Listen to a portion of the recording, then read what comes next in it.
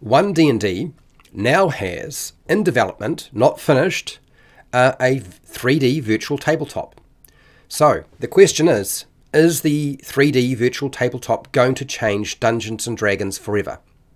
I think the concept is that it's going to lock away everything, that you'll have to buy into this thing. It's going to cost a lot of money, that people's imagination will diminish, that it will put everybody else out of business, and that it'll be basically making Dungeons and Dragons a Hasbro or Wizards of the Coast IP, and that's the only place that you'll be able to get anything that anybody wants.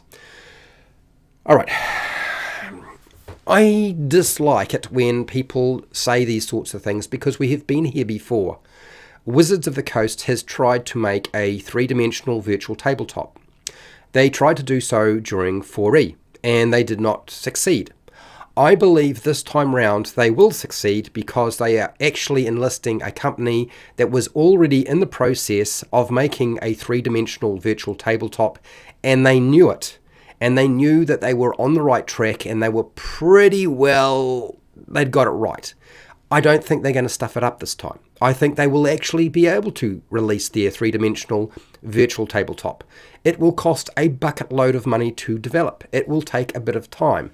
But ultimately, there is no way they can release it this time and not have it ready for the new rule set. There is no way they can make the same mistake they did with 4E. So is the three-dimensional virtual tabletop going to change Dungeons and Dragons forever? No. No, it's not. And I will explain, because I have a lot of notes here. The three-dimensional virtual tabletop just won't change Dungeons and Dragons forever, but Wizards of the Coast would like it to think that it will, and is certainly banking on it doing that because they are putting so much money into it. You've also got to realize that there are plenty of third-party publishers that have made three-dimensional virtual tabletops successfully, and frankly, they did not corner the market. In fact, two-dimensional virtual tabletops still dominate the market rather than the three-dimensional tabletop platforms. So just because you make something three-dimensional doesn't mean you corner the market and you change the landscape completely.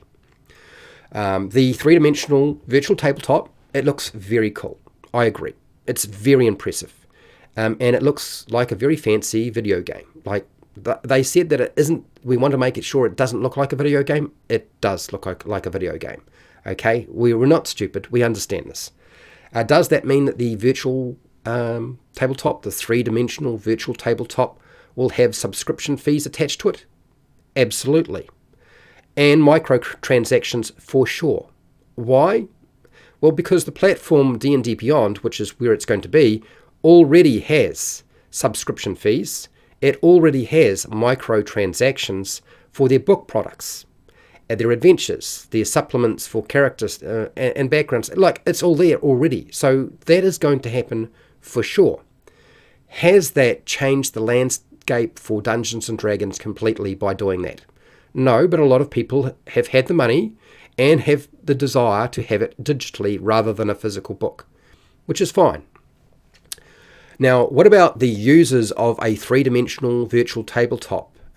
They're going to encounter some fairly significant computer hardware power issues, because a three-dimensional virtual tabletop requires quite a bit of additional cost. You have to have a pretty powerful graphics card, which I do have and some people do have, but I can assure you that the vast majority of our population playing the game will not. Now, I know there are plenty of people out there who play video games and they have very powerful graphics cards to play those video games. But there are plenty of people who play video games that don't play on a computer. They play on something that's much cheaper to afford, such as an Xbox or a PlayStation, even though those are pretty expensive. But certainly, significantly, consoles are very, very cheap in comparison to a computer doing the same job. Your computer processor unit and the number that you need to have will be completely outrageous. Like, you will need to have quite a few. A lot of you who have old computers will not be able to run this. The memory, the short-term memory usage, not so much the long-term memory usage, not the hard space, but certainly your RAM is going to be a bit of an issue with regard to actually running this thing. The internet load for a three-dimensional virtual tabletop will mean that your users are going to require an upgrade to their internet plan. So whatever provider is giving you right now, you're probably not going to have enough coming through.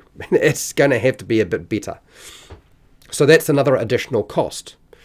A three-dimensional virtual tabletop will be expensive at multiple sources. So only those of you who are quite wealthy and have the disposable income to be able to purchase it will be using it. Okay? So there's going to be a lot of pricing issues. Now, the thing is that the three-dimensional virtual tabletop and even virtual tabletops, they run into the same problems, but certainly a three-dimensional tabletop runs into the same pricing problem as the issue of buying miniatures, because there are plenty of people out there who cannot afford to buy miniatures. There's plenty of us who can, but a lot of people who can't. And so they do not play with miniatures because of the expense. Instead, they use pen and pencil, or they utilize a free virtual tabletop, essentially. They might still need to have an internet connection and a computer, which they probably already had before, but they use a two-dimensional virtual tabletop to try to do what the miniatures and maps did. But there's no cost, because there are plenty of services out there that do that. Okay, so people playing a two-dimensional virtual tabletop already have significant issues running anything in terms of a game.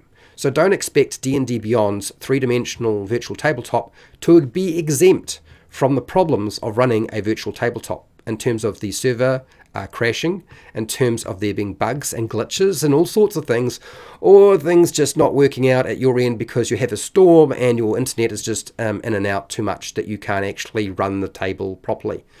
Okay, there's also been the comment that third-party publishers are going to go out of business, that third-party content creators are going to be significantly affected. Well, yes, some third-party content creators are going to be affected, particularly if they need to make 3D models to work on this three-dimensional virtual tabletop. And certainly if you're trying to deal with a map that's three-dimensional, then again, you may have some third-party creators who can't deal with that. But again, I would like to point out, it's not going to be as many people as you might think. Okay? Why is that? Because two-dimensional virtual tabletops are not going to die. They are going to remain. They are going to be here for a long time. Now, the use of something like Roll20, not so much Fantasy Grounds and some of the other ones, but Roll20 in particular, and other two-dimensional virtual tabletops that are free. They often have pay versions, but they have a free version as well. They prosper. Why do they prosper? Well, they prosper because they are free. Like, people can sign up to them and use what is there. They might not be able to get everything, but they can do enough. Okay? And people are now able to avoid the cost of buying miniatures and battle mats and so forth, and terrain. So that's why people often use those tools. Now, there's another problem with thinking that the three-dimensional virtual tabletop is going to take over completely, and that is some people don't like playing online. Like, there's a lot of people who the only way they will play is in person, or if they will play online, it's the one experience they hate the most, and they want to go back to playing in their lounge, in their dining room, in person, and they don't want to be on a Zoom call or on a Discord call or something like that. There are plenty of people who just don't like using a virtual tabletop. Even if they play online, they don't want to use a virtual tabletop. They use theatre of the mind.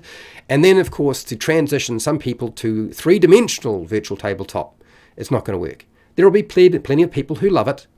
But no, I can assure you that the three-dimensional virtual tabletop that is being developed for D&D Beyond or Dungeons & Dragons will not change the landscape forever and not dominate the entire hobby.